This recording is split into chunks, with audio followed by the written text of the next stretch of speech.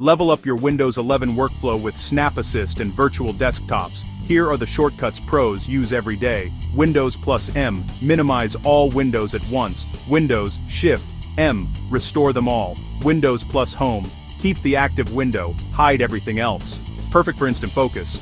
Windows+Up, maximize the current window. Windows, Shift+Up, maximize vertically, keep the width.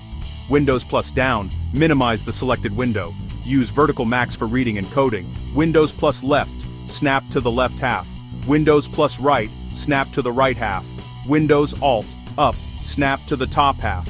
Windows Alt, down, snap to the bottom half. Windows Shift, left, move the window to the left monitor. Windows, Shift, right, send it to the right monitor. Windows+Tab, open task view for an overview of apps and desktops. Windows, Ctrl+D, create a new virtual desktop. Windows, Ctrl+Right, move to the next desktop. Windows Ctrl+Left, return to the previous desktop. Windows Ctrl+F4, close the current desktop safely. Organize desktops by task to reduce clutter. Snap windows fast, switch contexts faster. Practice these shortcuts today and reclaim your time.